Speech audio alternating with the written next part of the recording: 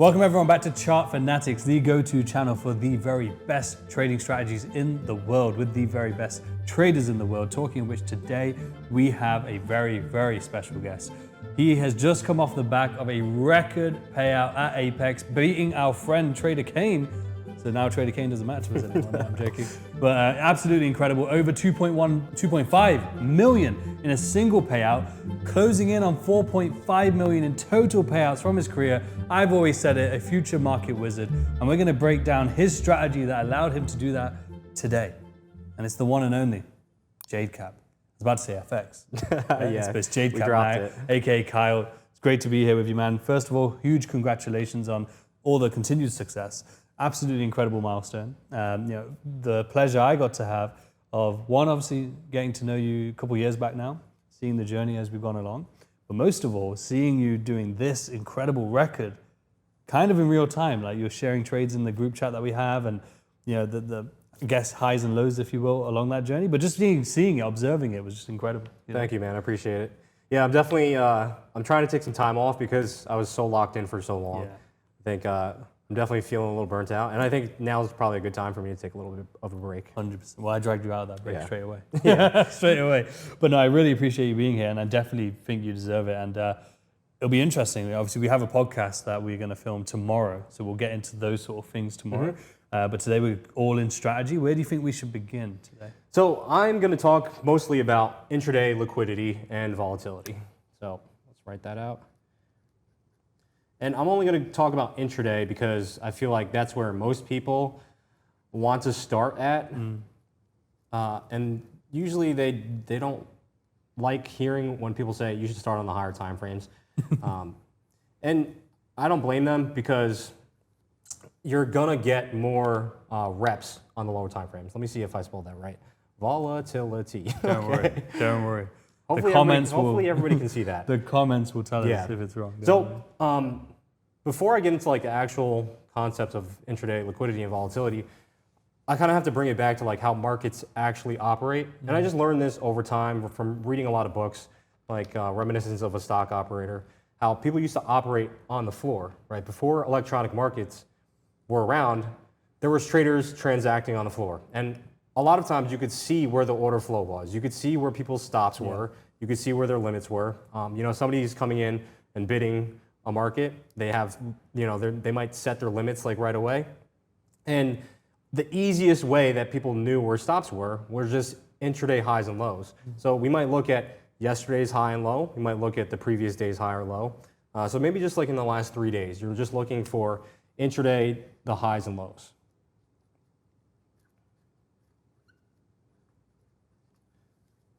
So you have, yesterday's high and low. It's just really just the most recent ones that haven't been taken yet. So maybe the previous 3 days, we can just say. Because typically when we're looking at a 3-day look back, there's possibly going to be highs and lows that haven't been taken yet. And the way that some of these traders used to trade was, when they would take out a previous day's high or low, they might anticipate a reversal at that specific point, or they might anticipate that buyers and sellers are going to continue pushing price in that direction. So typically what I'm looking for is I'm waiting for one of those highs or lows to be rated, and then I'm looking to either continue the trend lower if we don't reverse initially, or if we get zero follow through, then I'm looking to go the other way and possibly target the previous day's high or low. So if we've taken out the high and failed to go higher, now I'm going to start targeting the previous day's low, right? Because we're just anticipating that all those stops that were above the high get triggered. Okay, so anybody that's short or anybody that's trying to get long is placing their order above that high. So you can mark it out like this. So if you have a candle, so this is the previous day, the orders for any shorts will be, in terms of stops, will be in this section. Any longs will be in this section. Well, even people that aren't yet in the market might not be a short. That might be a buy stop. Exactly, yeah. So you might have a short order or a buy stop. So you'll have just a layer of orders in there, right? And that's what we're really looking for. We're looking to see the market trade higher to engage those orders and then see the reaction. We don't want to try and anticipate what's going to happen after those orders get triggered. Yes. So having patience, knowing that, okay, we've engaged those orders, but now if I'm expecting it to turn around and then maybe we're going to target the stops that are below that previous day's low, I need to be able to see some information in here that aligns with that. And where I used to trip myself up a lot was as soon as it would take out that high, if I was bearish, I would just try and go short. And then what would happen was the market would just keep going higher and higher and higher. Okay, and then maybe at some point during that day, then it'll make the run. And by then, I've already wasted all my bullets. I don't have any more dry powder, and my mental capital is completely destroyed. Completed, So I've talked about this recently a lot. I don't typically trade on the low time frames. I just don't think you have to be very dialed in on the low time frames. You have to be able to make decisions very quickly. Yeah. And I think with the higher time frames, at least let's say if we get an hourly run on the high and then it closes back in it, at least there's a lot of information inside that 1 hour. There's not a whole lot of information inside a 5-minute candle.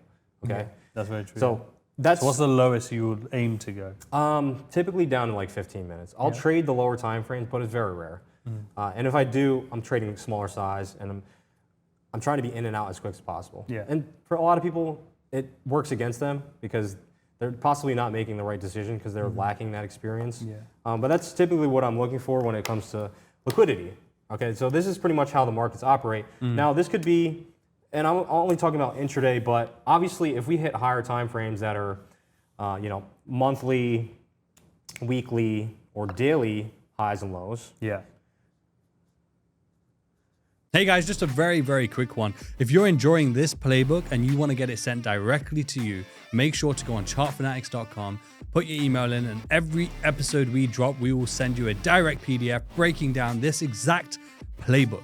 Or alternatively, also, the playbooks will be put all together with the rules over on Tradzella. That is an incredible collaboration. So if you want to actually add the playbook to your Tradzella, make sure you go check that out as well. But let's get back into this episode. These are more important than intraday highs and lows. Well, I mean daily, obviously. Maybe it's multiple days back in the past. Because as the market moves away from specific levels, right, now there's more and more time that allows orders to be built up. So the longer price spends away from those specific levels, the more liquidity is possibly being built up at those specific levels. All right. So that's typically what I'm looking for from an intraday standpoint. And really, I'm just trying to position myself on the right side of the market. So obviously, the bias comes into play as well, but This is like your it's starting really just point, about, this is my starting point, and it's about understanding liquidity and how to visualize that in the market. So you have to be able to see who's getting trapped, who's getting stopped out. The thing with floor trading, and I've been talking with a lot more senior traders now, a lot more veterans that traded on the floor, and they said when there was a floor, almost everybody that they started to train became profitable because it was easier to read emotions in the room. You could easily see the orders in the room. You could see people panicking. You could see people, I guess, loading up on shorts as a high gets taken out. So it was easier to see the order flow. But now, plus you could see their patterns because you'll get to know these people over time. Exactly. So if you know only are somebody that seeing is consistently profitable and he's always shorting yesterday's highs, you're mostly likely going to just hop on board. Exactly. Right? And when everything switched to electronic trading, it became much harder because you can't really see the order flow. You can kind of anticipate it and try and feel it as much as you can, but you don't know if there's a guy that's sitting on the sidelines waiting to place his 1,000 contract order that's going to shake the markets up. But that's the thing, right? So like the concept is the same. The concept is the exact same, regardless of floor to electronic. The execution and the observation of it has changed. Yeah, it's become more vague because you can't see everybody. You don't have all the information in front of you. But what you're saying though is this is essentially taking that concept and how you start to identify where those orders are resting. So then the reason why it's your foundation, if I'm not mistaken, is because from this point, it then dictates the next move. Yeah, it dictates exactly. how you then, where you're looking to react from, and then what you're looking to see there, and where you're targeting from there. Yeah. I'm basically, when it comes to like strong versus weak hands, I'm looking for the weak hands. I want to see where they're going to puke their trade or fold their cards, and I want to be able to buy that from them or short into that. So if we have a bunch of people loading up on longs and then all of a sudden I see this run lower, I want to be able to buy up the people that have weak hands. So I'm going to buy their position from them. They're going to assume the loss on the trade, and I'm going to get a really great fill price. So I typically have homework lessons for my students that, you basically wait for a rate of the previous day's high or low, and then when you get a closure back above that low, so let's say we have the daily low here, and then we get a run below that previous day's low. You're not going to do anything until we get a closure back above the low. Okay, so that's our swing failure.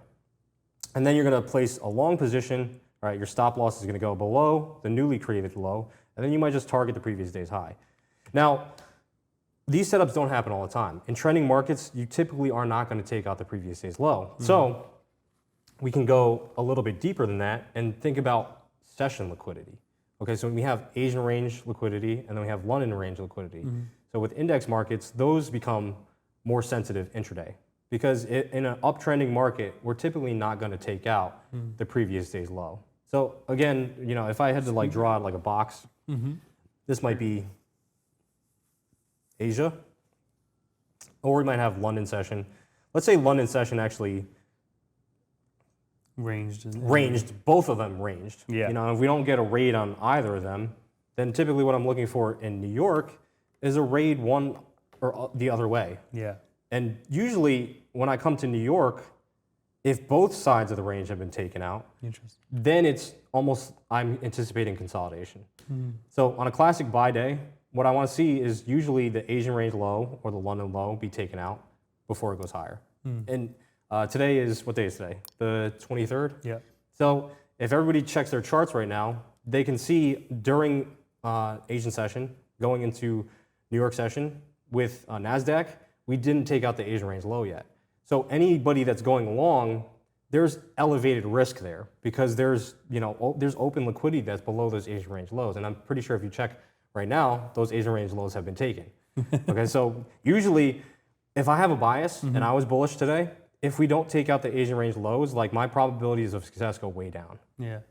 So is that how you then, the thought process, when you're coming to the day or even doing your sort of pre-market analysis, that's where then you can know, okay, so I need to sit on my hands for now until this gets taken. And what are you doing there? Are you still watching the markets, or are you setting an alert at those levels? Yeah, you can. You can set an alert at the lows. So once that lows gets taken out, then you can go into the charts and see if your setup appears.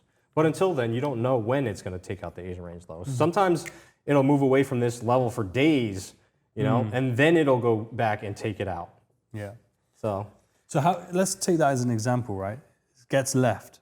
You're then on the next day, or maybe the next 2 days. How are you then sort of not ignoring that, but let's say parking this idea so that you can continue to trade, or are you not and you're waiting for this? No, so I will typically continue to trade as long as my bias in that specific direction is going to continue. And then what I'm looking for that next day is at least to see the Asian range of that next day be taken out. Right? And so then you still need some form of liquidity essentially to be able to target, or at least because they might not ever take this level. It's just intraday, I don't have a play. Interesting. Where do we go from here then? After we've identified the liquidity and where the volatility sits, where do we transition from? So we can get into a bunch of different concepts, right? So everybody by now should know that I'm an ICT trader, right? Really? Yes. And to me, markets are either going to inefficiency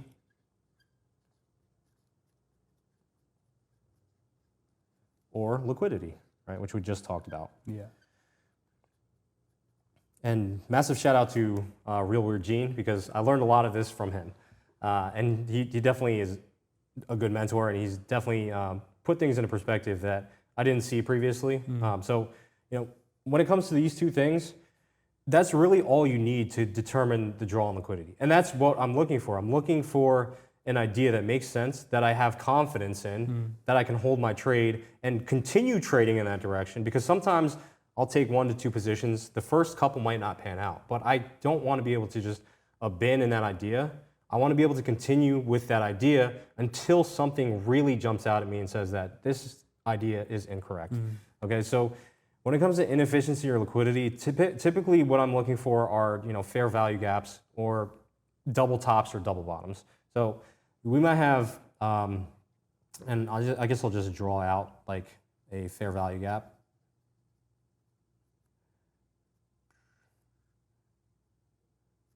Let's just say we got a big fair value gap here. My illustration skills are probably not great. Looks good to me.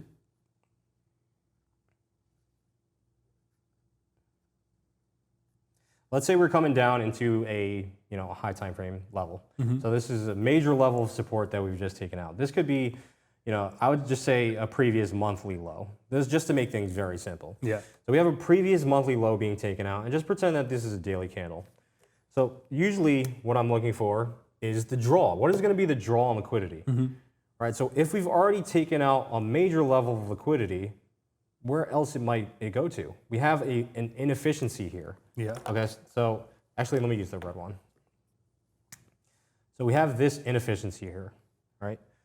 So usually what I'm looking for in this next daily candle, and everything that I'm doing is just trying to predict the next daily candle. I'm not trying to go so far in the future, because most people that are traders, they don't know what's going to happen even in the next 4 hours, right? That could be completely random. So I'm just trying to shorten that window and just try and predict what's going to happen in that next daily candle. I might give myself 1 to 2 attempts in that specific day. If it doesn't pan out, I'll just come back the next day and reassess the situation, right?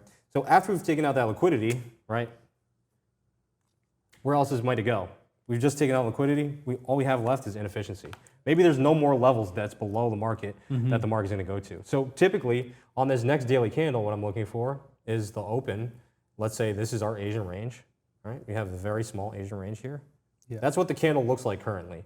Right? Let's just say it has a very, very small body. Yeah. But what I'm looking for is, that candle as it's developing, to take out that Asian range and then trade up higher, just to take out the previous day's high. Yeah. That's really all I'm looking for as an intraday setup.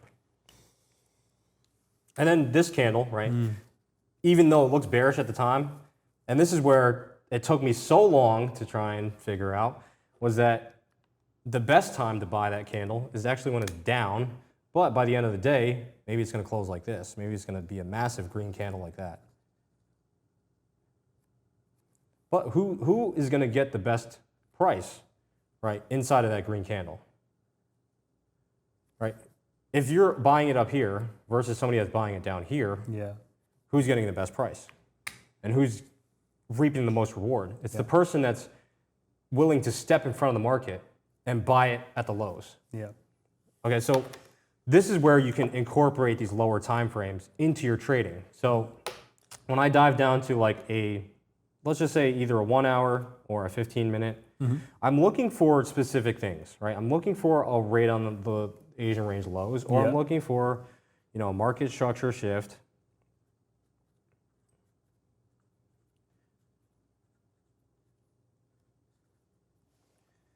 A fair value gap, a liquidity rate, or turtle soup, as the traders like to call it. Or a breaker.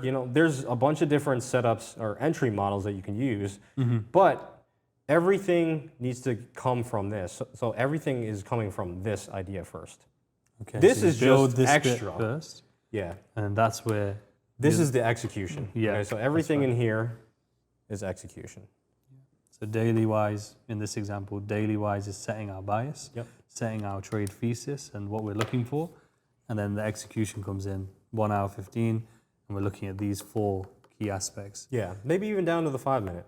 Yeah. You could even do it on the 1 minute. It's just a lot of people, they have too tight of a stop loss. So what happens is on the daily time frame, as that, let's say you have the candle forming, as this thing is going lower and lower and lower, people are taking losses by the time it turns around and it closes green on the day. Yeah. They've taken too many losses.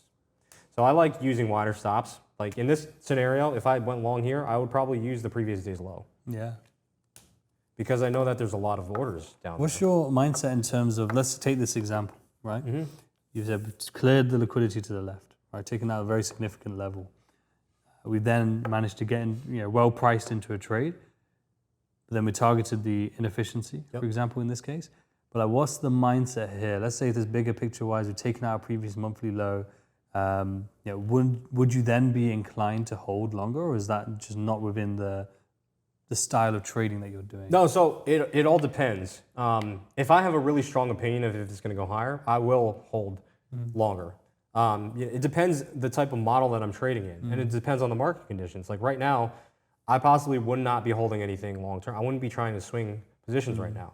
So depending on the market environment, I'm either trying to do an intraday model or I'm going to try and hold for longer positions. Because if I can get a really good entry here, now let's just say we get a daily close like that, this all of a sudden becomes a swing point. Okay, because you have a low, a lower low, and then a higher low. Yes. Okay, so that next day, again, you're anticipating the same thing that following day. So even if I get out, and this is the benefit of intraday trading as well. Typically, the rollover session overnight, there's usually going to be a retracement. In a normal market condition, there's usually a retracement. So you're actually, as an intraday trader, you're extracting more money out of the market. You're extracting more points out of the market, because instead of just holding through it, you're closing at a specific position and then you're re-entering with more capital. Right? You're compounding that capital faster rather than keeping that unrealized profit open the entire time. And you're still trading an intraday model inside of a higher time frame narrative. Yeah. Plus, if you're doing it that way, as you just mentioned, you then are essentially collecting more risk, potential risk along the way in terms of being able to risk more. If you're very high conviction, A+ setup, and maybe have an overall target. Just an example, just to make it more visual. Say for example we close like this, you then have a potential swing point and a potential bigger trade. Let's just say to here, for example. The next day, then, are you just looking for, in this particular case, potentially, you're opening here, you got your Asia range, right? I'm just going to draw the candle to begin with. So let's say it was something like this, and it ends up like going, I don't know, to there, for example, right? And then on a lower time frame, if I just take this from you, sorry, are we then looking at, say here, we Asia ranged, maybe we popped up slightly, going into London, though, we sweep the low, which then is that wick, and then that expands, going into New York. Exactly. And it might just be as simple as retesting this previous day's high, right? Yeah, that's what I was going to say. Well, I was going to say, if it retests that, but if it leaves it, as an example, this is where I was going to go with it, sorry. If we leave it and it then creates a fair value gap there, would it be within the same thought process of price coming down, sweeping that daily low, and having that model to then go up? Yeah, is that possibly, too much? Possibly. Yeah. Yeah, and that's where having multiple attempts at a specific trade idea is going to come into play, and which is why I'm so comfortable not putting the house behind one specific trade, because I know that there's times where the market makers or whoever's out there is going to be chopping price up and down, trying to stop people out, try and get them to flip sides. And I've seen it too many times in my own trading where I've been stopped out multiple times. The third time when I decide to reverse positions, that's the one that really goes. Of course, yeah. So you have to be somewhat stubborn in your analysis, but you have to make sure that you're not going too overboard, or you're too stubborn, you're too married to the bias. Right? It's got to make sense. And from a technical standpoint, I'll always have invalidation levels. So after we created that swing point, that would become my invalidation. So unless we lose, it even can be as simple as this daily low. Unless we actually get a closure below one of those daily lows, I'm going to remain bullish if everything aligns with that. What are your thoughts here? We can wipe this out and then draw this again. But in terms of here, you can imagine, at this point we've been, let's say, selling off for a period of time. Don't you think there'll be a lot of people probably looking to sell from this fair value gap, even though it's taking liquidity? What is your mindset? What would your advice be to those people out there who, in this scenario, really should be looking at longs into this fair value gap, but instead they're actually focusing on trying to short from this fair value gap? Well, it really depends on the overall range. So if this is a previous monthly low, you can imagine it's probably been running lower and lower and lower for a very long time. So if this is the previous low, this is our range right here. So if we go lower, right, that fair value gap now, that bearish fair value gap is appearing at the low end of the range. Whereas, let's say, we took out a previous monthly low, that's great. But in the overall range, maybe the range is much bigger. Maybe there's more previous monthly lows that is creating a much larger range. Okay, and if we're expecting maybe that previous monthly low to just get taken out, trade higher into that bearish fair value gap, and then trade lower, it has to make sense from a context perspective. So you would depending need, where like- that fair value gap forms is very Yeah. important.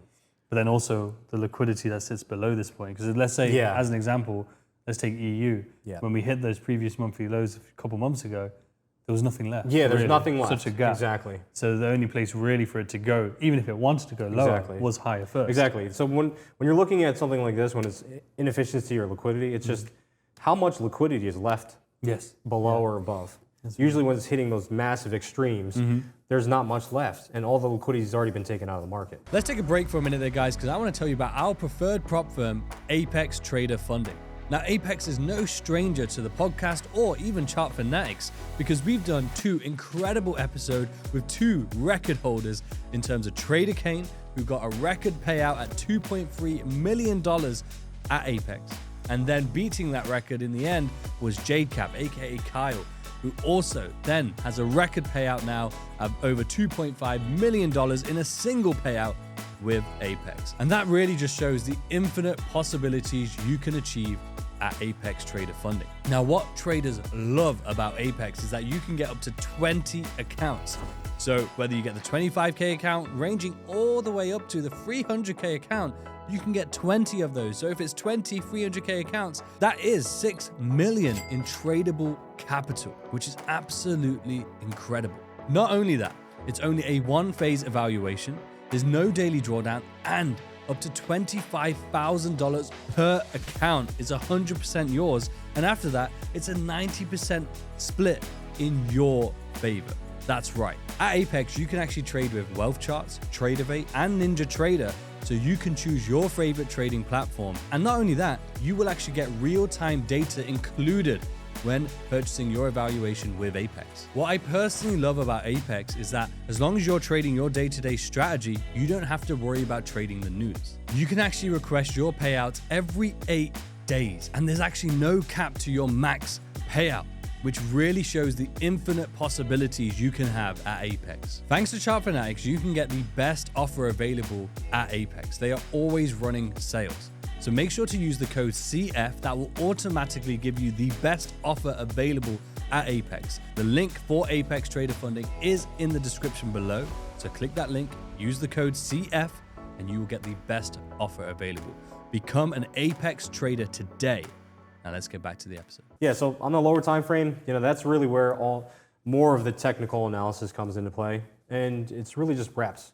So when I wrote all those things out, market structure shift, turtle soup, fair value gap breakers, all of those things require reps. Yes. So each one of them requires reps. So in my journal, most of my trades are all fair value gaps because I've been trading them for so long that I'm just so used to them. I've traded the other setups and I am profitable with them, but it's the one I'm most comfortable with. So where do we go from there then? So we've marked out the liquidity, the volatility. We've talked about the execution side. What would be next? Next is honestly just the time windows, the time aspect of each specific day. And I see it a lot with traders. They're operating at weird times, and I totally get it. You might have a job out there that requires you to operate at weird times, but if you just go back through data, you're just trying to anticipate, like, when is that daily low or high being made? And if you go back through your charts, a lot of times all of these intraday setups, like the intraday lows are being printed at the same time. The intraday highs are being printed around the same time. So going through your data, understanding like the low in an index market is probably going to be printed around like 9:30 to 10:30 a.m. Almost every single day. That's EST, so like yeah. 70% of this is EST, by the way. So most of the time, the intraday high or low is being printed around these times, and everybody else that's operating in here in these odd windows, like from 6:30 to 8:30, and then from like lunchtime, you have to really look at your data and understand that when the time that you're operating makes a really big deal of importance on your profitability, because you're trying to position yourself inside of a quick move that might happen intraday. Yeah. And when you're operating inside of this window compared to this one, so like, let's just say if this is the 6:30, 8:30 window, you're going to get called out because let's say you're buying here. Now all of a sudden, ahead of the New York Open, it's coming down here, taking all the liquidity, and now this is the real trade. So you have to have patience in knowing when should I be operating in the markets. That's, to me, was probably the biggest transition between FX and futures, is because I was so used to operating at 8:30 to 9 that I was getting into my trade. And even in FX, you can get in a trade at 7:30 Eastern and be okay, because that volatility is going to come in at 8:30. Yeah. But if you try and do it too early in the futures market, you're going to get caught in a situation where this is you, and then you're going to get stopped out, and then you have to re-enter the trade. Yeah. So you've realized the loss. Now you might go on tilt. You might size up. You might do something dumb, and then the Or for not actual just trade being that patient, happens. Yeah. In terms of talking about timing, so this is like the more specific time window that you'll focus on. But then we talked about sessions, for example. Like, do you focus on like the midnight open or anything like that? Yeah. So everything that I do comes from the midnight open. I don't know. I've studied both, but for some reason the midnight open it works That's very EST well. again, Yeah, it just works very well for me. Now, when you're looking at a daily candle, it's always like a 6 p.m. or 5 p.m. open. So even if you're going to anticipate that next daily open, it doesn't really matter so much. And like when it comes to kill zones, I don't necessarily always abide by this either. You know, if we've already taken out, let's just say, and I have a couple examples that we can go through in a little bit. If you're anticipating a large move on the week, and let's say, you know, during this time window, we take out previous session highs and then it rolls over, and I'm expecting the next day to continue lower, I'll just enter during Asia, because I know that we've seen a very large move away on the daily time on that specific day. So let's just say that this is Wednesday, and then we're going into Thursday, right?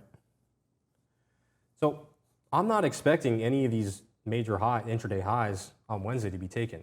So I don't care if I'll go short here, put my stop a little bit higher here, and then just anticipate that I'm going to have to sit through a bit of drawdown if it takes out the Asian range high and then close lower on the day. Interesting. Right?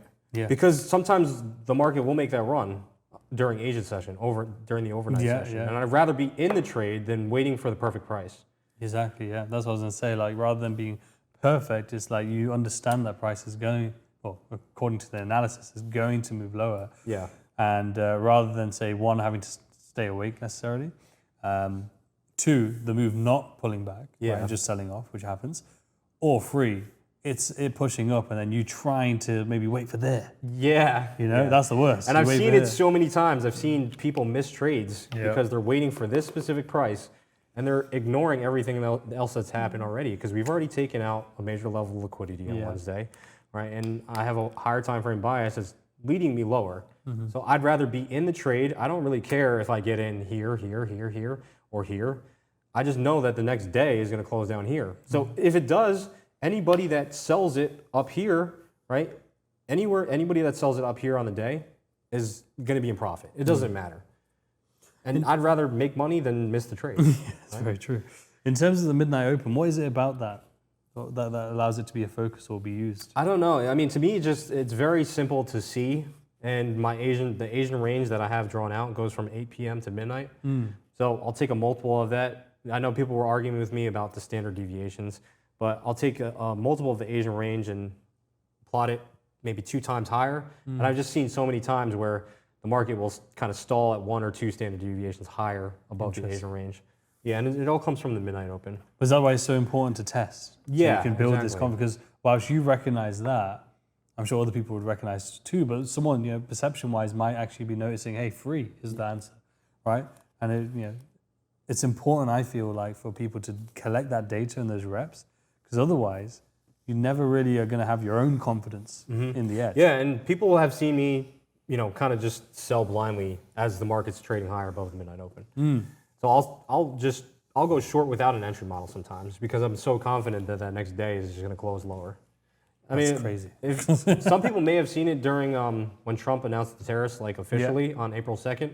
That market just kept going higher and higher and higher and higher throughout the day. Yeah. To me, that didn't make any sense because everybody should be, at least the smart money, should be waiting for the market, you know, for that speech to come out before their actual hand is being in play. So why does it make any sense that the market is going to rip 3% and then continue and higher another 3%? To me, it was like a huge manipulation thing. So like as the market is going higher and higher and higher, you have to have confidence to be able to continue shorting it, right? Because by the end of that day, it closed like that. Yeah. Right? Yeah. So anybody that went short here, even if they had to hold through water, is still making money by the time the day closes down here. It's just, how do you position yourself in here without taking on too much risk, without taking on losses? Yeah. Right? How do you focus target-wise? Are you looking at specific R multiples? Are you focused on like liquidity? Yeah. So a lot of people probably notice that I don't wait till full targets a lot of the time because I'm more of a short-term intraday, intra-week trader. A lot of times I'm just exiting based off of time. And that comes down to experience and repetition as well. Because I can't tell you how many times where I've been in a long position. So let's say I've positioned myself below the open, I buy it here, and as it's trading higher, I'm deep in a profit. But now the time is like 11 a.m., maybe 11:30, maybe it's noon. I'll just exit my position. There's no rhyme or reason for me doing it because my target might be here, which is like a 1 to 3. Interesting. And the 1 to 3 might line up with a bunch of equal highs. But I've seen too many times, and I'll just put EQH just as an example. Maybe this is my target, right? And I've seen way too many times where I get close, but there's not enough juice in the candle on that specific day, and then it just collapses on me, and I give back a lot of the profits. So a lot of times, without rhyme or reason, I'll exit just based on how far I think a daily candle could possibly go. And that's very discretionary. For some people, it's not going to help them a whole lot, but I've realized it's helped me more than it hurt me. Yeah. Because I've been able to take something off the table. As you mentioned about timing, though, it's like as you're getting towards the end of the sort of more volatile and liquid markets. That's what everybody else is doing, right? Yeah. All the smart money, they're trying to just book their profits for the day. Well, that's what I'm saying. Yeah, and so go to like their Hampton Beach house. Exactly. Right? Yeah. That's what I'm saying, though. So what you're judging is based on where we are at the time, Yeah. like, for the day, what's already happened. You're sort of taking these things into consideration, saying it's not a likely chance that we're going to go to target today, and therefore I can always, if the target remains and we range now or pull back now, tomorrow I can then do the exact same trade. Exactly. Right? And it's still valid. Exactly. Because if this, let's say we close here, it's still a bullish day based on where we open. Yeah. So open here, close here, right? It's still closed up on the day. That next day, those equal highs are still there, right? So And now, if anything, this pullback probably induced shorts. Yeah. So now you have liquidity above that high Exactly. to target as well. Exactly. So that could be your first partial. Yeah. So this could be TP1. So the market is very dynamic. It's Do you always find that, moving. Yeah, exactly. Do you find that you'll have let's say a string of trades where you've taken it off early, if you will, or like you've closed because you're happy with the day and you think that's enough, but then eventually it will come through to the target. Yeah. And because you kind of at that point you probably done 1, 2, or 3 different trades where you profited, but still haven't hit the target yet. That last trade, not that you size up, but that last trade you end up getting as well. Yeah, exactly. And you just feel more confident because now all of a sudden you know that it just stacks it it's more just in your stacking favor. more and more and more, and you're like, all right, well, I know it's going to go here. Yeah. And people that have followed me on Twitter, I've posted about dollar CAD for so long, and if you guys want to double check, this is actually when oil went negative. So when oil went negative, we got this massive double top. And that's basically where, like, I bought in it here during COVID. When oil went negative, it approached 3-month highs. And I basically, like, tripled my account. But then I was expecting that we were going to take that high out, and I just gave it all back inside of here. But years later, I'm talking about years later, I was anticipating those highs to be ran out. So as we were approaching higher and higher and higher, I'm like, there's no way that they're not just trending this higher to go take those equal highs out. So inside of that move, I was able to, build a bunch of positions, and I didn't get the actual position that took out those highs, but I at least had a roadmap of where we were going. Yeah. Right. So it really, you can't get married to the bias because, again, this thing traded lower and it was sideways for, years. Yeah. But when it does go to those specific levels, it becomes like, very a high conviction trade. Exactly. It's the same with Europe. Yeah. Same with Europe. You had those for the last few years. You had those significant highs and significant lows, and they've just been ran now. And it's interesting, though, because they were there anyway for the last few years. But then it takes an event like Trump coming back in, providing that liquidity and volatility, should I say, and those highs and lows were going to get ran. Yeah. No matter what. It was You just don't know when. Yeah, you just don't know when, and then certain catalysts come along. Same thing with NQ. Before the election, we printed like some equal lows down at 19K, and it was they were just sitting there. When it came back down one time, like I tried shorting it to take that target out. It never hit it, so I took some losses. And then eventually, when it was all the way up here, then I was able to get short again with that target in mind. Yeah. So you can't get married to the bias, but you have to understand that you have to follow the order flow too. Like if they're not ready to go take those lows out, they're possibly just going to leave it for another time. Exactly. It's not a guarantee that it's going to go take those lows out either, or these highs. But at least you have a roadmap, and that's why typically I'm not holding to full target. Yeah. I'm just using it as a draw. So even if it goes up there, I'm going to take something off before it gets to that level, because I've been in way too many situations where it's gotten so close to my take profit, and this is where greed comes into play. I've seen people post, like, my trade was 5 ticks or 5 pips from my target. I didn't take anything off, and it came all the way back on me. And, when you think about it, are you really greedy over the 5 points? Exactly. How much money are you making over the last 5 points or the 5 ticks that you're waiting to take that out? To me, I'd rather just close it and give up the $50. Because at that point, it's like a huge negative risk-reward scenario, right? Yeah. Like you're giving up 95 points for 5. Yeah. It doesn't make Tom sense. Dancy talks about the dynamic risk. People think that they have a risk-free trade on, but you're risking unrealized profits. Yeah. This is what you have to really determine. Let's take a break for a minute there, guys, because I want to tell you about our incredible sponsor, Tradzella. Tradzella is the #1 trading tool in the entire trading industry. Tradzella allows you to become a more profitable trader, allows you to make immense progress as a trader, no matter if you're a beginner or an advanced level trader, because it makes journaling easy. It makes journaling something that is fun and enjoyable and something that is interactive. So no matter if you're a crypto trader, no matter if you're a futures trader, no matter if you're a Forex trader, no matter if you're a stock trader, all you have to do is select your broker, your platform of choice, and connect it to Tradzella, and it will automatically sync your trades and pull all of that data onto the dashboard, making journaling and finding your edge and adapting your edge so easy. In collaboration with Tradzella and Chart Fanatics specifically, we are actually getting the playbooks from the episodes that we're filming with these incredible verified traders and adding them as playbooks onto Tradzella, so you can actually go on there and see the rule sets already predefined. So make sure you check that out as well. Now you can actually get 10% off your monthly subscription using CF10 on Tradzella right now. But more importantly, I would say CF20 for 20% off your yearly subscription with Tradzella. The links for Tradzella are in the description below, so make sure you go check them out. Use CF20, get 20% off your yearly subscription, become a better trader today.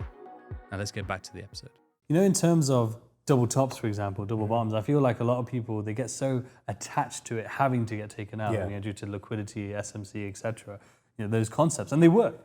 But it's, as you say, I think if you get attached to it, that's where you end up, let's say in this scenario, selling, and then you probably, all your bullets gone, accounts gone, whatever it may be, then it sells. Right. What do they say? The markets can remain irrational longer than you can remain solvent. Exactly. And it's so true. Yeah. You have to make sure that you're protecting the downside.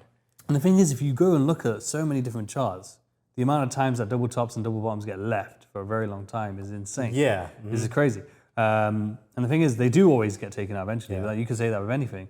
But it's like the you right said, time. It's the right time, and really it's creating the position as well. And the narrative needs to make sense too, because let's say if Trump never did the tariffs, those equal lows at 19K may have never been taken out. Exactly, yeah. Until someone came along to do it for us. Okay, cool. Should we move on to pros and cons then? Should we talk about pros and cons? So we'll just rub this all out. If you want to do the pros, I'll do the cons on this side. Again, just for the audience, cons isn't necessarily saying it's bad. It's more so just like what things should you be aware of, when trading in this manner or looking to trade like this. I would say, in terms of a con, I say con again, something to be aware of or something that could be a struggle. One, I think spending the time. It's not really a con though. Something to be aware of. I'd say again, spending the time to collect data. To understand that data as well. Yeah.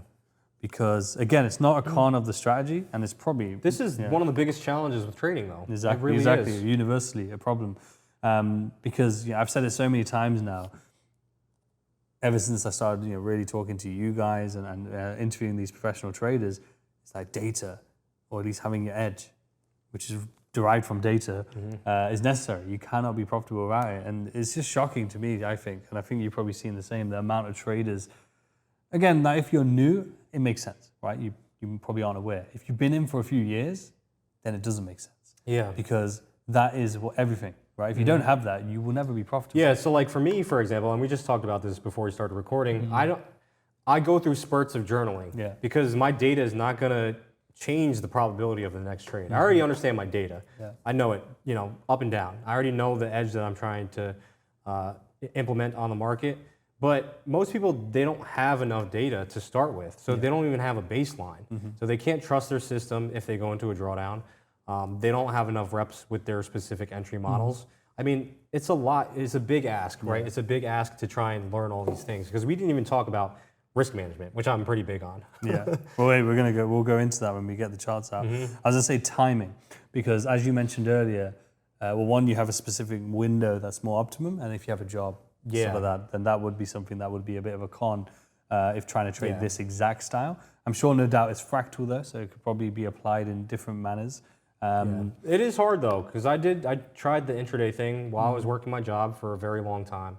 It never worked out. The only way I was able to leave my job was when I started swing trading, and I started putting more money behind those swing trades. Interesting. So I was able to focus on my job. So not only did my income at my career go up because I was more focused at work, my income with trading went up as well. That's an important distinction, I think, as well, because I remember the same thing. Like I was trying to trade and do my job, and then both suffered. Yeah, because you don't have full focus on either one. Exactly, and plus the worst bit, but same with this, so that's why I took such a break from trading.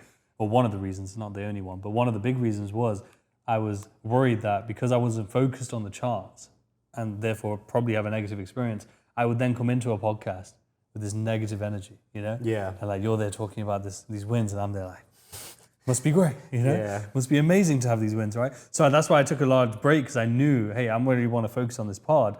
I'm not probably going to be able to do both, and the last thing I want to do is have negative energy on both of them, and that's why I think swing trading, I mean, it's not for everybody, right? Because I sleep better at night when I don't have open positions on. So when your P&L is just fluctuating, that's something, it's a skill set that's entirely different to what's intraday. But you have to get used to it if you are working a full-time job, in my opinion.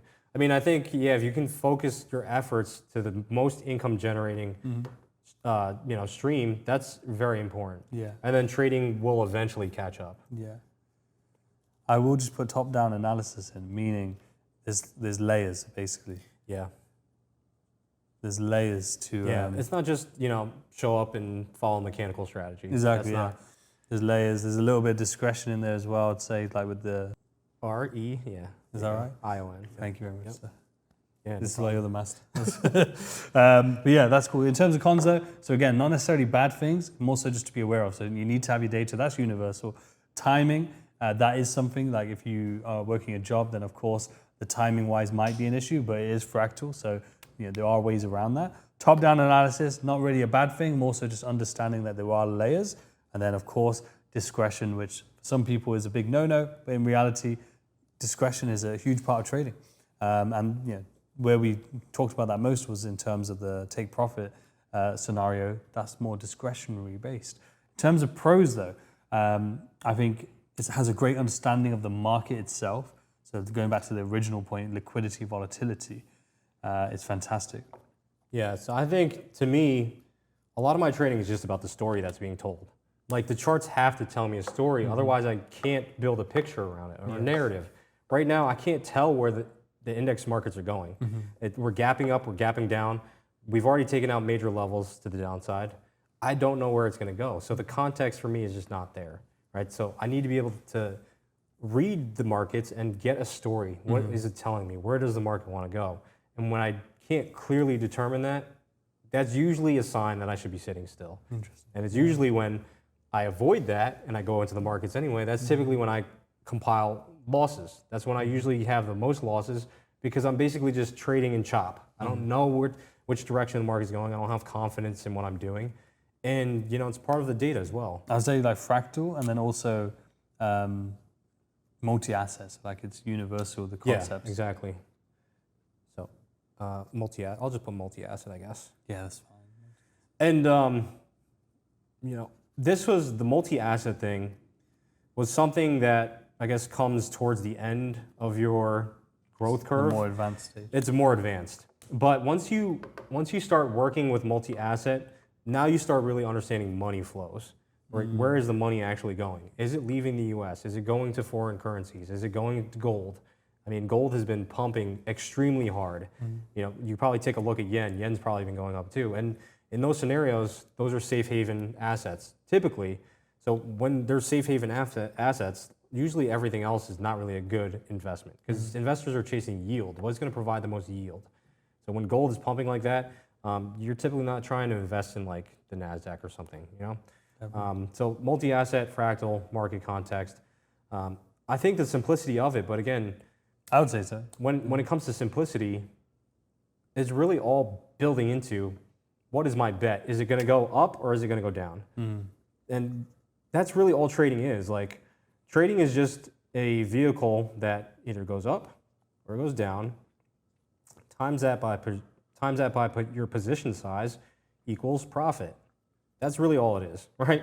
And it's just breaking it all down to get the best fill prices. And I think that's probably a pro too, is getting a proper fill price. Because you don't want to buy, and just today is a perfect example, you don't want to buy the market when it's already up 3% overnight. Yeah.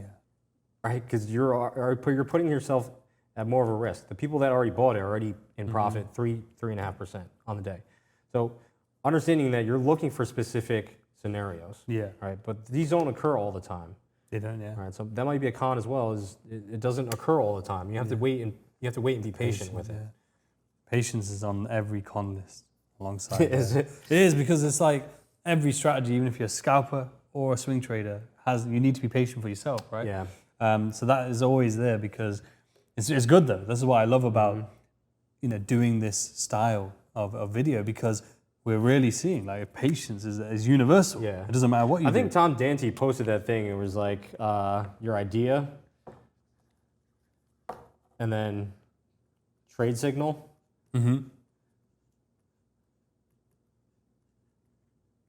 And then anything in here is where you F up. It's very true, yeah. Right? So waiting for your idea. Right? You so have an true, idea. yeah. Waiting for the trade signal, though, is where you mess No, up. it's so true, because you see it so often. Like if we just, the classic case I always say is people do analysis on Sunday, right? Or on the weekend. Market's closed. Okay, this is what happened last week. This is where we're looking to go. And then I'll just draw it out a little bit here, and we'll get onto the charts.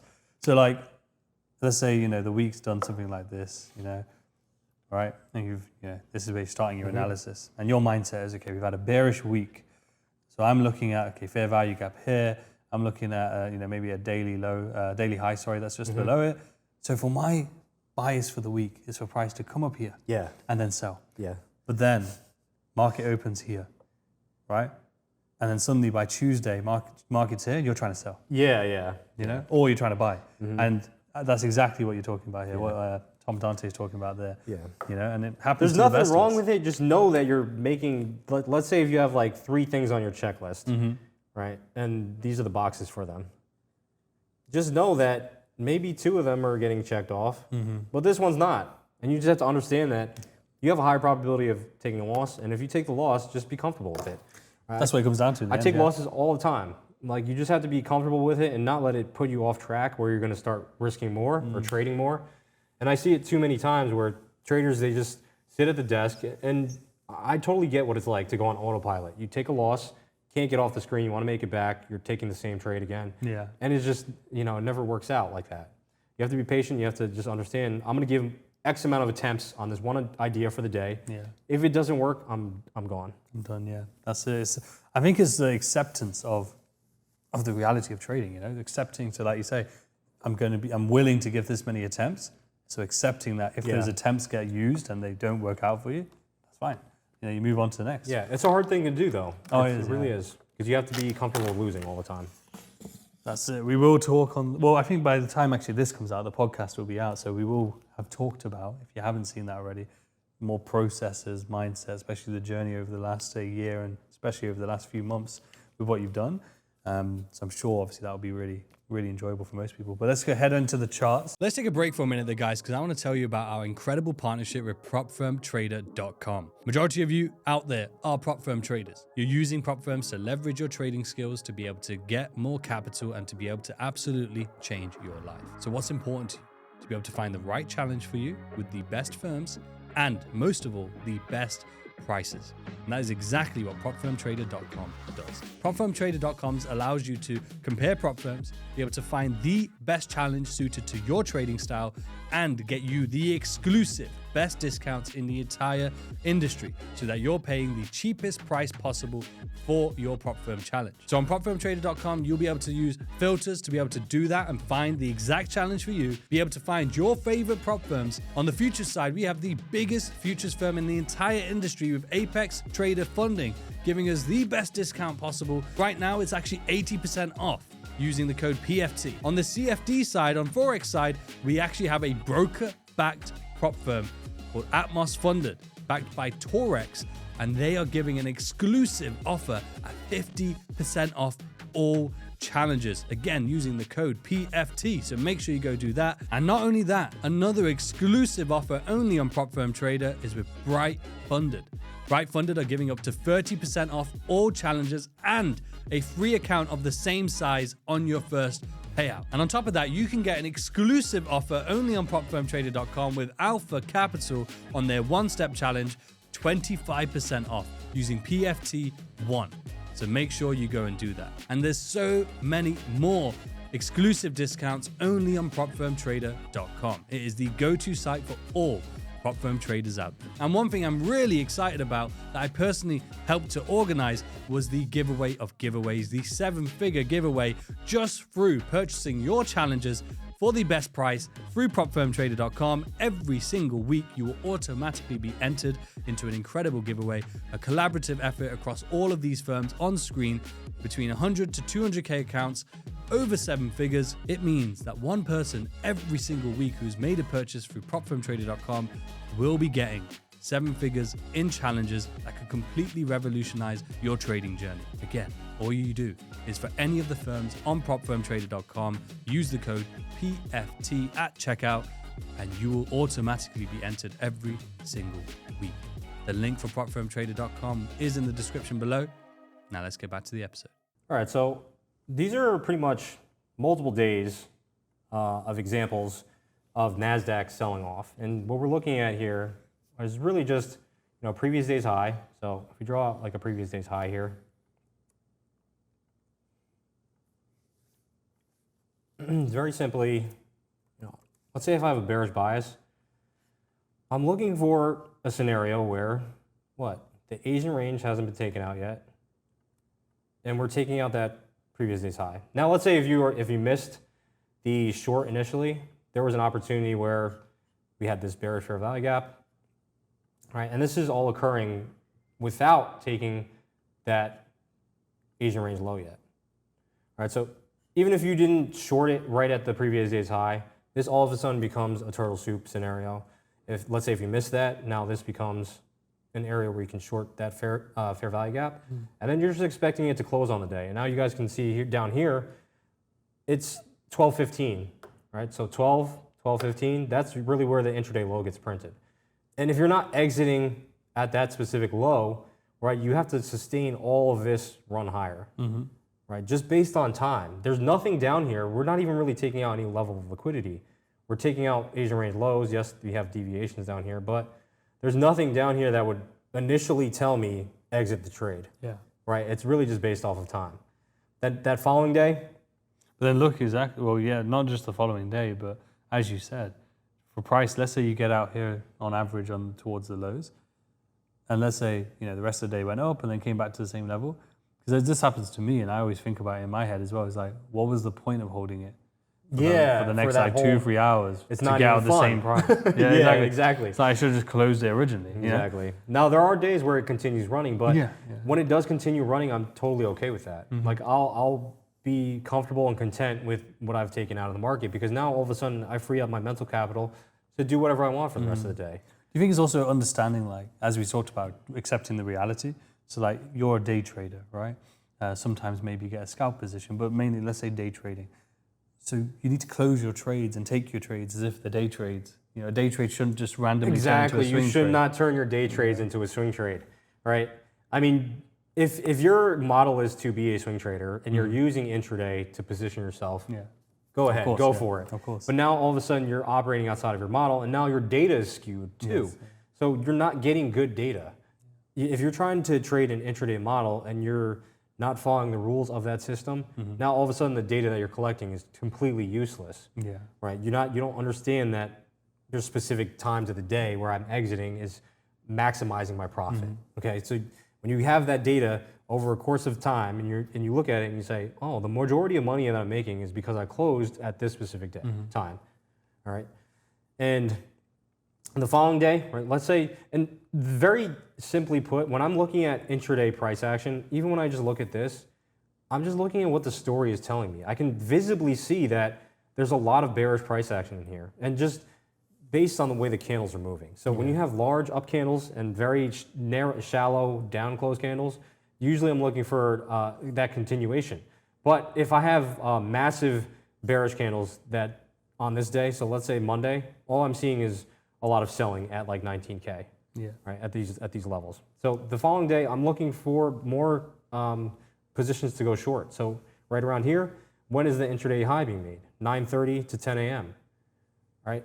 What is it doing is really just taking out intraday liquidity. And it's another scenario where this is not Asian session liquidity. This is like mid-afternoon New York session liquidity. Yeah. So to me, the liquidity doesn't necessarily matter as much, but what I am looking for is just a continued run to maybe just the previous day's low.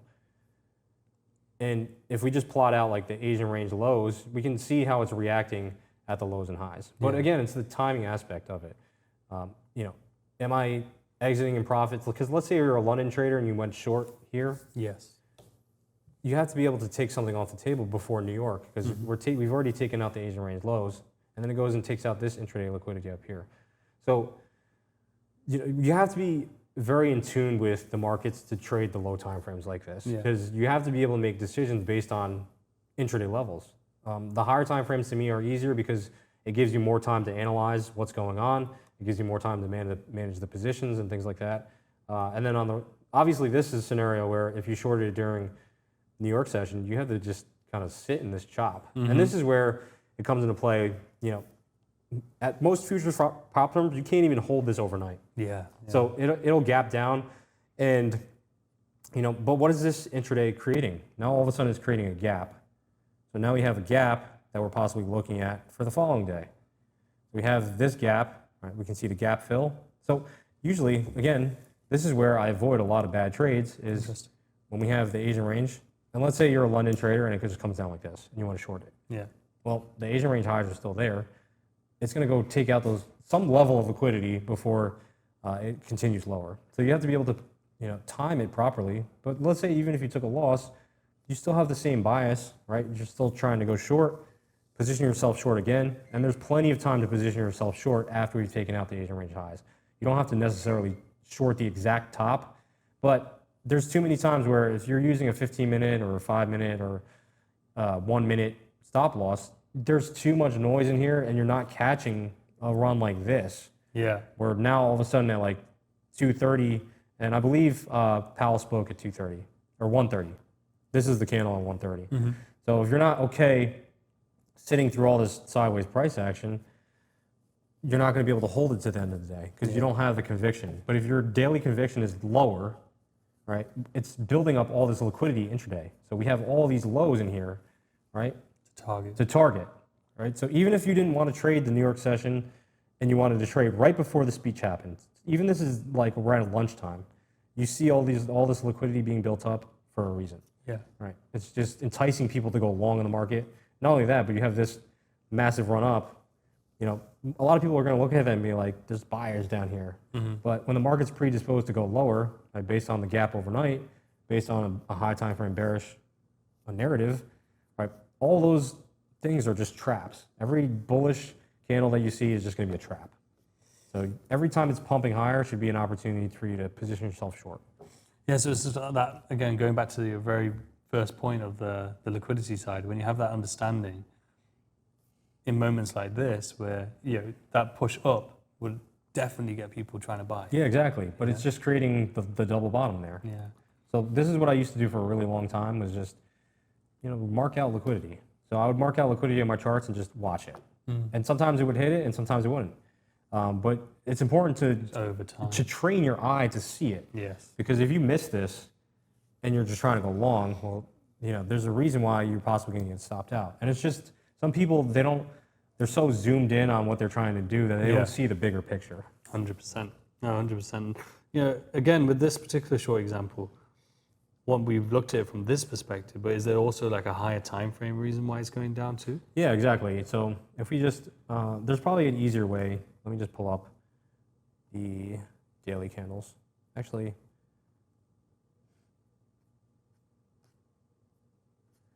so really, as we were trading up into, this is the gap that occurred from the tariff news. Okay.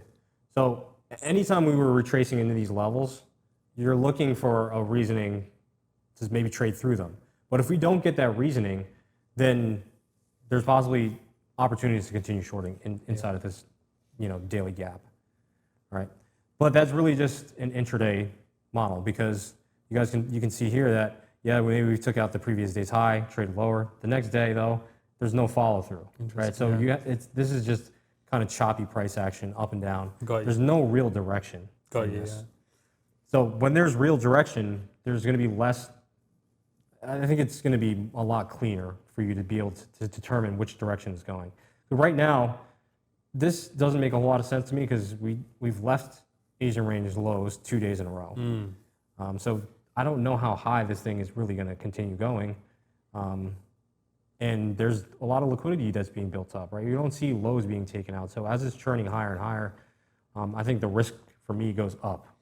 How important is it to be able to sit on your hands? In the moments like this, like you said, where you're not sure why we keep moving higher, so you're going to wait for a clear bias to form for you. To me, it's extremely important because there's times where, let's say you've had 3, 4, 5 weeks of really great trading, and then the market goes through a month of just sideways price action, and you've given it all back.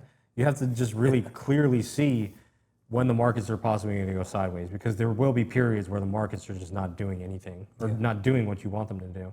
And that's kind of where following a bigger watch list, like my watch list has grown quite large, but I'm not trading everything. I'm just scanning them at night very quickly to find the best opportunities.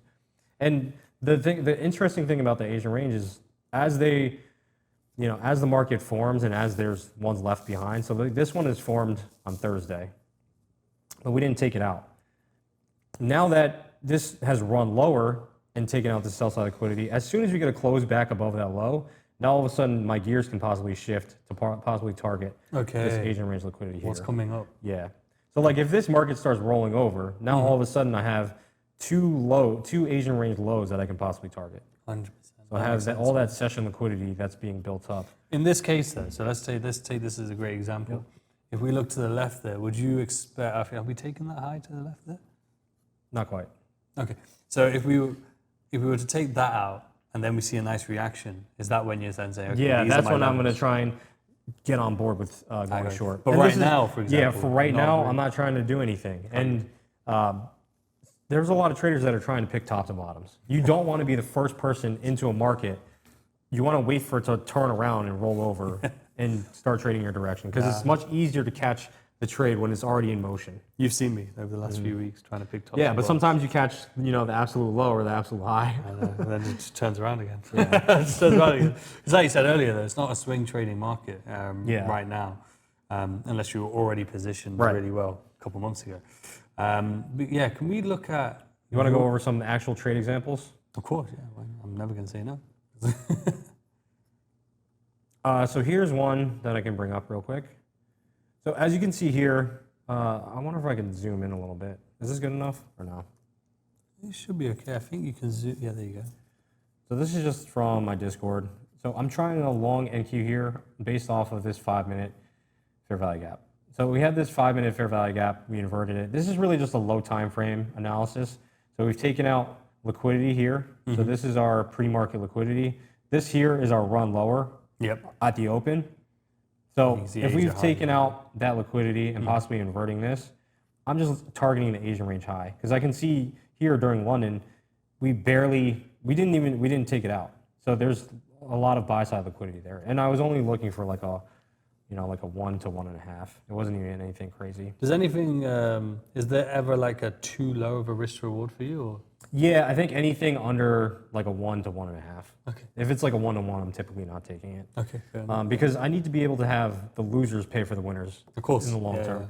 And, I've been in too many situations where I'll have a bunch of wins. They might be small wins. And then one big loss. And then all of a sudden, I'm All that kind of back to all that time, time and energy. energy, and you're back to break even. It does not feel good. Let's say if you get a 1 to 4. And for me, I like scaling in. I don't believe I have any trades in here where I've scaled in because this is towards the end of my run. So I wanted to just protect the capital, not do anything crazy. Definitely. But when I scale in, I can turn a 1 to 2 trade into a 1 to 4 possibly. Nice. Or a 1 to 5, right? So that same trade, let's say if I entered long at this level here, and then it came back and I entered another long. Yeah. Well, if it goes to my target, now I have 2 positions on. Maybe my stops are all adjusted to break even, and I don't really have too much risk on to be able to reap a lot of reward, right?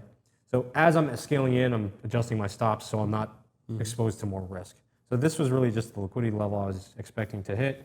How helpful is it for you to see the daily candle when you're on the lower time? For me, it's very important because all I care about is if I'm trying to go long, I want to actually see the candle be bearish because I know I'm getting a good fill. Whether that candle closes below the open. Whether that candle closes higher on the day or lower, I don't really care because I know I'm going to get it at a good price. Yeah. But So if you were selling, you would want it to be, a bullish candle. Exactly. And those are the best trades that you're ever going to have because if you short a market and then it flips bearish on the day and it closes bearish, now all of a sudden you possibly can hold it for however long. Yeah. Right. And those trades typically will run for a long time, especially when you have a clear high time frame level that it's going to run to. So I don't know how much I made on this trade. I'm pretty sure it was a good amount, but yeah. So we can see here that as soon as it ran out the liquidity, I just exited. I wasn't trying to reach my full target. I was trying to target the weekly open. Nice. And usually when I am trying to position myself inside of a weekly candle, if I see like Monday, Tuesday, Wednesday do something like this where it's just like going sideways, and I see a lot of buildup, I'm usually expecting us to get back above the weekly open and continue higher. Because that's how the bullish weekly candle is forming. Yeah, I hear you. So yeah, this trade ended up being quite a big one. I don't know, you could do the math there. It's over 100K on the trade there. Yeah. And how long did that trade last though? That trade lasted only... That trade was very quick. That's 5-minute time frames. Talking about maybe 2 hours, if that. So from like 11:30 to like 1. Yeah. So like an $100,000 an hour in and a 2 half. hours. Yeah. See, it sounds great when we say it like that, right? Sounds amazing. Yeah, but it's years and years and years of practice and repetition. The thing is, right, as well, it's not just that's most important, of course, but it's equally understanding, which we'll go into on the podcast, no doubt, or have at this point. It's so hard. It's like Inception. But what I'm getting at, is just like the mental capital and fatigue and energy to be as dialed in as you've been over the last few months, and just generally as a trader, so not even just the last few months, but you had a goal the last few months, so there was a real focus on a higher level than usual. But even then, I know on a day-to-day, when you're trading and actively trading, you're always like that anyway. And that's the most important thing For to me, highlight. the focus really comes from having a strategy that's simple, that you can understand, that you don't have to think a lot about. Because all my mental capital is going into trade management. I'm not thinking so much about the analysis. The analysis is very easy. For me, when I look at this, I know it's going to go to those equal lows. Right? At least I have a very good idea that it's going to go to those equal lows. Yeah. The rest of it is just trade management and risk management. But That's where the brain power goes. That confidence comes not only from the reps you've done, but also, as you said, keeping it simple, but also having that foundation that you started with, of understanding the liquidity aspect, right? Because then if you know, hey, X liquidity has already been taken from one side, that's where your confidence comes from to then tack the other side. Exactly. Right? Or inefficiency. So here, this is a great example because we have this sell side inefficiency, right? We've already ran out that level of liquidity here. This is I'm pretty sure there's a 4-hour chart. Okay, so this is a situation where I'm swing trading this example. But if this were to appear on the intraday chart, I would trade it the same way. Fractally, I would trade it the same exact way. It's just your time horizon has to be a little bit different, right? So I pretty much just entered short. pretty sure during Asia. So after we got the run on these highs here, we traded up into this sell side imbalance. I just went short and put my stop at a level where I thought made sense, which is kind of like these wicks of these candles here. And then I'm just holding it. And then all my brain power goes into, do I scale into this trade? Do I adjust my stops? You guys can see here that I adjusted my stop and took half my risk off the table. Interesting. So if I wanted to, at this current moment, in this specific trade example, I could add another 0.5 R in risk to that trade. So if it does go to my Is that how you operate your scaling? Yes. So like I'll never add a trade where my stop loss hasn't been moved and risk taken off the table. Because if I have 1 R on and I put on another 1 R, all of a sudden I've taken a 2 R loss. Yes. And now it takes 1 to 2 winners to make up for that. Yeah. But if I can have my open exposure at 1 R, so let's say if I want to risk $1,000, now my open risk is $500. I can add another $500 of risk on, and now all of a sudden my initial position, if it goes to my target, is going to pay me much more than if I didn't do anything. 100%. Yeah. Right. So, the trade and the risk management I've seen adds the most edge to anybody's system. If you can So it's less so about being a perfect trader of like strike rate needs to be this high or your execution needs to be this precise. It's more so the trade management. It's more so the trade management, because you can give a trade signal, a profitable trade signal to 10 different traders. The person who's able to add into the trade and manage the risk appropriately is going to come out way far ahead of somebody that just has 1 entry, 1 exit, 1 target, right? But you have to have confidence in the trade. And it's not just adding on any specific. This much confidence. So like so when we zoom in here, it just says short me. Basically, this is right. We have our Asian range. We've taken out the Asian range, and now we have a nice fair value gap leading up into New York session. So right here, this is right about 9:30 a.m. And then we get a massive run towards that liquidity. Very little to no drawdown. Very quickly. Now this is where a lot of traders just need to understand that. When you have a destination, you don't know how long you might be on the bus, right? Let's say you're going to buy a bus ticket and you're trying to go to Denver. I'm just saying Denver because I just came from there. You don't know how many stops it's going to take along the way, but you just know that your final destination is Denver. Yeah. They don't tell you how many stops you're going to take. This trade could chop around for days on end, but I just know that this is the destination, right? And that's why I have it marked out. Well, that's a great analogy, because taking that same analogy, because this is where a mistake that no doubt I've done, I'm sure loads of people out there have done, maybe you've done in the past as well, is you have your destination, but then as you get there, you're like, oh, maybe go to Vegas instead. It sounds like it's not where we're going to get there, But no one does that. You don't do that, right? You don't do that on a bus trip or anything like that. And the reality of it being that if you have something planned, stick to that plan. Exactly. And my plan could have been exit intraday. Maybe I'm not going to hold to these lows. But I just know I'm going to make that decision and live or die by that. 100%. Right, and that's what trading really is about. You have to make your own proper decisions and live or die by that decision. If I decide to over leverage on the trade, I'm going to live or die by that decision. Yeah. Right. So this specific example, I did not add into the trade, but going back through your data, this is a great example where I could have.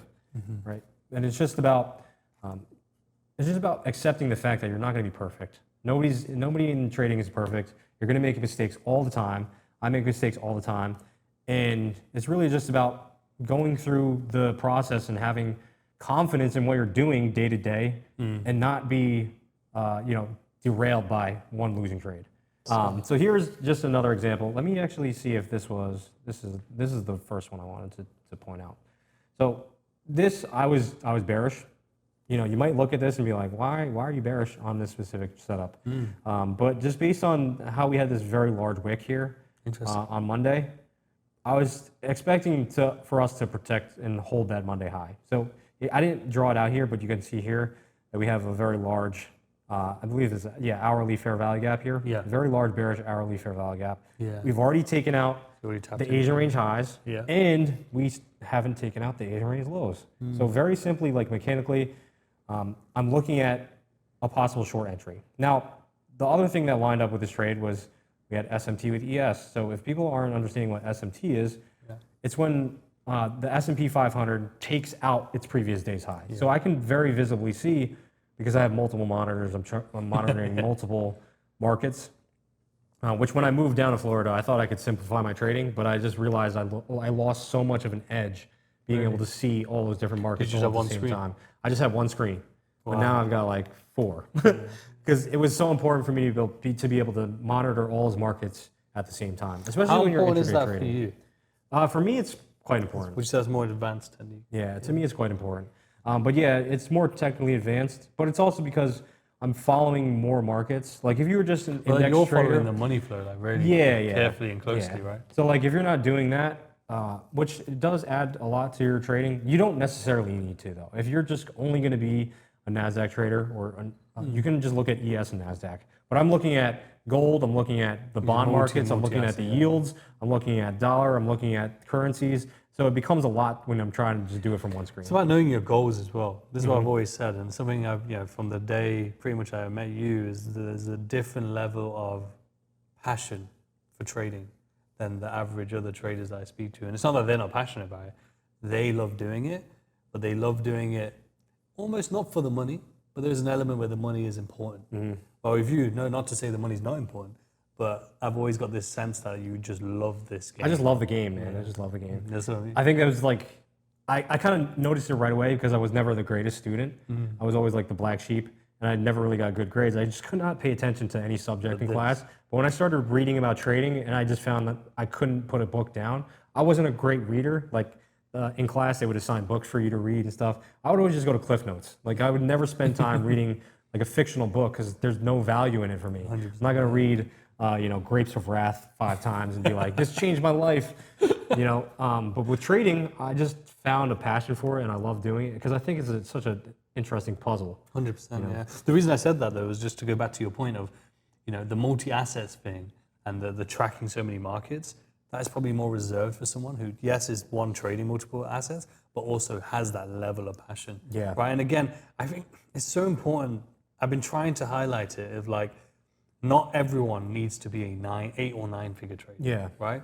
It's amazing. I get that a lot of people, that's their goal, but it's just like you really have to understand what is required to reach that level. You know, the level of detail when it comes to your knowledge and the level of detail that you're tracking markets, but also the level of detail of your process, the level of detail of your performance and your focus on performance, like you're doing, and like a lot of these professionals, like Lance, for example, does.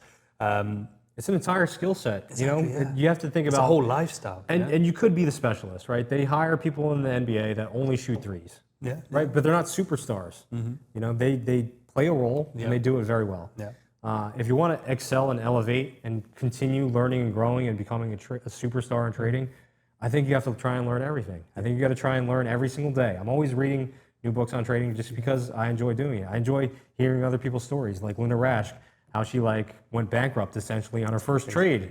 That to me is insane. It's a crazy story that I think a lot of people can learn from. And when I get to translate the markets and life and see how they all how it all comes together, to me it's the greatest puzzle in the world. It really is. It really is. Can we very quickly look at Euro, just so we can look at that higher time frame of course. that we talked about, those lows and highs getting rated? So I usually like looking at the quarterly chart. Yeah. For me, the quarterly chart is definitely underutilized, in my opinion. But one thing that I was definitely looking at was just, what do we do on that last quarter? So Q1, right? This is really all you're looking for from a technical perspective. Q1 close bullish, right? What you're looking for is that same concept. Who's going to get the best fill on that next quarter? Anybody that's buying it below the quarterly open. Yeah. So as soon as April starts, if it trades lower, and if we could, just keep this in mind, guys, I'll mark out these highs here. And you can mark out these highs here too. Even if you want to mark out this quarterly high here. To me, all of these levels would have been targets to the upside. Now, if we drop down to an hourly chart and go back to the 1st of April, right?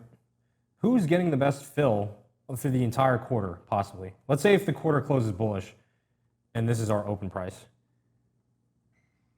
right? Anybody that's buying it below that quarterly open, and then now they're just holding it. Well, maybe it might come back now, but I don't know. Hopefully, if it ran up this much, that a lot of people took their profits off at least. 100%. Right, because we've taken out the liquidity that we mentioned. But again, it's a timing thing, right? Let's say you miss this run, and then you miss this run. If you are continuously trying to shorten here, yeah, maybe you're going to make some money, but at some point, when is it going to roll over, turn higher, and then eventually make another run Go like for those that? targets, Right? yeah. It's to me, trading is a lot of it's timing and it's risk management because I would rather take 3 losses in here trying to go long than short. Yeah, that's true. So I'd rather take 3 losses and then on the 4th trade make it all back. Right? Because for the most part, anyone shorting there, for example, they're not going to be taking profits because they're Yeah. probably going to want to get it lower and lower and lower. Unless they're just trading intraday, right? Unless they are, yeah. But for the most, yeah, what normally ends up happening is they'll do that, get really overconfident, short the last time, give it all back. Yeah. Like look how close it came to that previous quarterly high. And then it just came back and it just that's that draw, isn't it? induced all the sellers back into the market. Exactly. You know, if you're trying to sell it expecting that it's going to go back below the quarterly open, when the quarter closed bullish, and in my opinion was only bullish, right? It's just you're kind of playing with fire because at some point that market's going to run, and it's probably going to run without you.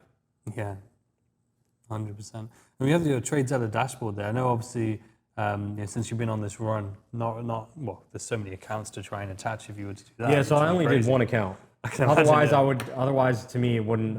It would be way too much work. And to me, it's all the same data. Yeah, exactly. You know? Yeah, no, So like, if I look 100%. at the R value, to me, it's all the same data. It's incredible though, like to be able to, visualize and look at like your Zella score, for example. There is incredible, and then the stats overall has been, Yeah, and this is honestly, when I look at the stats, I don't really care so much about the win rate or any of this. Yeah. This to me is really the only thing that matters: the average win to loss. Because if I just look at this, like that's all I'm really cared about. If I have I had a pretty big loss here, but compared to all these other days, like my losses are very, very minimal. It's as they say, right? Keep your losses small, your win is big. Yeah. Um, And I do that by adjusting my stops aggressively. I do it by adding into trades when I possibly can. And I do it by not, making the mistakes that I used to make previously, which was widen my stop as it got close to my stop. So when I started approaching my stop, I would think, this trade is definitely going to pan out in my favor. I would widen the stop and take on a bigger loss than I originally planned for. I think one thing that I worked with Rodrigo on, when I first started working with him, was just visualize yourself taking a stop. It's so hard to do. If you can't do that, go into a sim environment and just punt trades and just watch it hit your stop over and over and over. And when you can do that consistently, and you can take a stop loss and say, I'm wrong on the trade, that's really where you're going to start progressing in your trading. Because I have a bunch of losses in here as far as this streak. Yeah, because you were mentioning that your win rate during this was... Yeah, this was just 1 month, but my win rate overall, so I believe this was March. I didn't keep track of April. Again, I'm on and off with journaling, but from January up until April, it's 35%. Crazy. It's not, it's not anything insane. Which shows, I'm sure that blows people's minds. And I know in the podcast, we go deep into that. So check that out if you haven't watched it already, which feels weird because we haven't recorded it yet. We'll record it tomorrow. But man, I really appreciate you going into all this. Honestly, the detail was incredible. Any comments in terms of questions or any comments in general about the episode, drop them in the comment section below. Myself and Kyle will be checking them out. Links for Kyle, however, will be in the description below. So check those out for sure. Hit like, hit subscribe. Other episodes are on screen right now. And, well, it's been Chart Fanatics. Until next time, take care.